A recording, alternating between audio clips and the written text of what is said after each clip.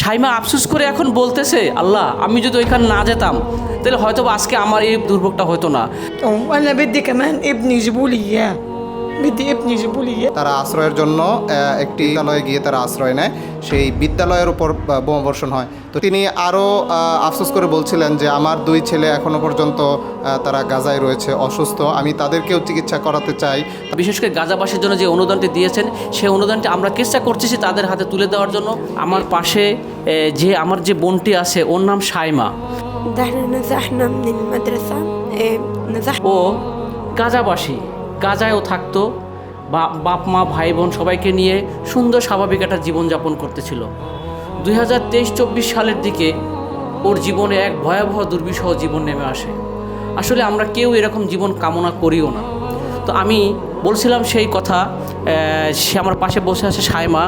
এই মুহূর্তে আপনারা দেখতে পাচ্ছেন তার চোখ গড়িয়ে পানি পড়তেছে। আসলে পানি পড়ারই কথা। আমি এর সাথে এর আগে একটু কথা বলতেছিলাম প্রিয় দর্শক, সেটা আমি যদি ওর মুখ দিয়ে একটু শুনি। في مدرسة في غزة تمام সে সাজাই নামক অঞ্চলে বসবাস করতো এবং সে মাদ্রাসায় পড়তো ক্লাস 11-এ। সে ইসরায়েলি বাহিনী বোম্বিং করে সে মাদ্রাসায় বোম্বিং করার পর হঠাৎ করে সমস্ত মাদ্রাসা এলোমেলো ছিন্নভিন্ন হয়ে যায়। শাইমা আফসোস করে এখন বলতেছে, আল্লাহ আমি যদি ওইখানে না যেতাম তাহলে হয়তো বা আজকে আমার এই পরিণতি বা আমার এই দুর্ভোগটা হতো না। আমরা একটু শাইমার মার কাছ থেকে শুনবো। بدي ابني يجيبوا لي اياه اشوفه ويتعالج يقوم بيمشيش حالته على الاخر بموت بدي اياه يتعالج অতঃপর যখন মাদ্রাসায় আঘাত হয়, আঘাতের সময় তার যে দুই ছেলে ছিল তারাও রক্তাক্ত অবস্থায় ছিল। কিন্তু দুর্ভাগ্যবশত তার যে এই ছোট মেয়ে তার হচ্ছে চোখে আঘাত লাগে এবং তার অবস্থা বেশি গুরুতর পর্যায়ে চলে যায়, যার কারণে হচ্ছে সবাইকে নিয়ে তারা আরেকটি হাসপাতালে আশ্রয় নেয়। তো সেই হাসপাতালে আশ্রয় নেওয়ার সময় যে ইসরায়েলি বাহিনী রয়েছে তারা সেই হাসপাতালটিকে ঘেরাও করে ফেলে এবং হচ্ছে যে তার অসুস্থ ছেলেদেরকে সে সেখানেই রেখে সে হাসপাতাল থেকে বেরিয়ে আসতে বাধ্য হয়।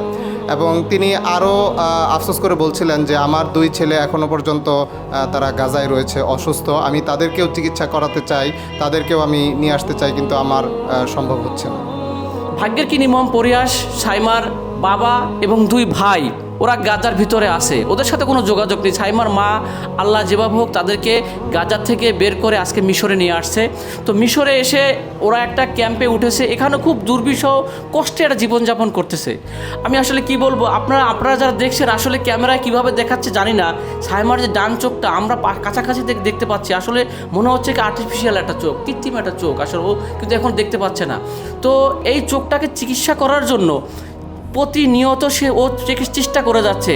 উনি একা, এখানে কিছু করার নাই, খাবার নাই, বাসায় ঔষধ নাই, আসবাবপত্র নাই, পোশাক পরিচ্ছদ নাই, চিকিৎসা নাই, পাশাপাশি মেডিসিনে ঔষধ নাই, কি করবে, দিশারা হয়ে গেছে। শাইমার মা শাইমাকে নিয়ে বিভিন্ন সময় মেডিকেলে ওনাকে চিকিৎসা করানোর জন্য গিয়েছে, কিন্তু ভাগ্যে নির্মম পরিহাস, উনি যায় এবং ওনাকে মেডিসিন লিখে দেয়।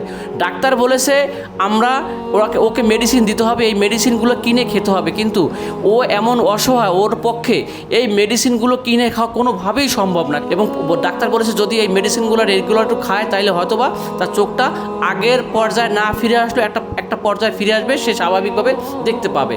আমরা বাংলাদেশের মানুষের ভালোবাসাটুকু নিয়ে এসেছি বাংলাদেশের পক্ষ থেকে, বিশেষ করে গাজাবাসীর জন্য যে অনুদানটি দিয়েছেন সেই অনুদানটি আমরা চেষ্টা করতেছি তাদের হাতে তুলে দেওয়ার জন্য। তো আসুন আমরা সবাই তার জন্য এগিয়ে আসি এবং তাদেরকে আমরা কিছু চিকিৎসা সহায়তা দিই।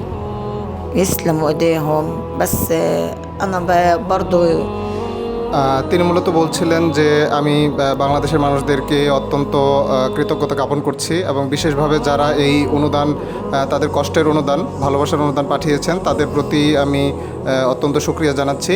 এবং আমি পাশাপাশি একটু আবেদন করছি যেন আমার ছেলেদের চিকিৎসার জন্যও যদি কেউ দায়িত্ব নেয় কিংবা তারা যদি কোনো অনুদান পাঠায় তাহলে সেটা আমার জন্য অত্যন্ত ভালো হবে।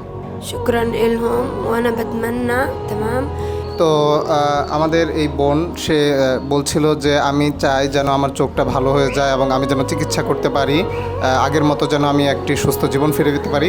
এবং সে আরও জানাচ্ছিল যে আমার মতো যারা যারা গাজার ভেতরে এখন পর্যন্ত রয়েছে, যারা চিকিৎসা পাচ্ছে না, তারাও যেন তাদের জন্য একটা ব্যবস্থা হয়ে যায়, তারাও যেন আমার মতো চিকিৎসা পায়। আর আমাদের এই মা তিনি বলছিলেন যে আমিও চাই যেন আমার ছেলেদেরকে আমি বাইরে নিয়ে চিকিৎসা করাতে পারি এবং আমি যেন আমার আগের জীবনের সামান্য কিছু হলেও আমি ফিরে পেতে পারি। প্রিয় দাতাবৃন্দ এবং যারা আমাদেরকে মাসুলের পাশে আছেন, তারা যারা আমাদেরকে সহযোগিতা করতেছেন, তারা এইভাবে আমাদেরকে সহযোগিতা করে যাবেন। আমরা আপনাদের এই দানগুলো আমরা চেষ্টা করতেছি এবং চেষ্টা করে যাচ্ছি, এবং যারা এই আহত হয়েছে, যুদ্ধে আহত হয়েছে, যারা হতাহত হয়েছে, যারা নিহত হয়েছে, তাদের পরিবারের মাধ্যমে পরিবারের কাছে তুলে দেওয়ার জন্য। এবং এরকম হাজারো ছায়মা মিশরে বিভিন্ন অঞ্চলে ছড়িয়ে ছিটিয়ে আছে, তাদেরকে খুঁজে বের করে আমরা তাদেরকে সহযোগিতা করার চেষ্টা করতেছি। আমাদের জন্য দোয়া করবেন যাতে করে আমরা ওদেরকে এই সহযোগিতার অব্যাহত রাখতে পারি। আমাদের পাশে থাকবেন, আপনাদের ভালোবাসাটুকু আমাদের জন্য দিবেন।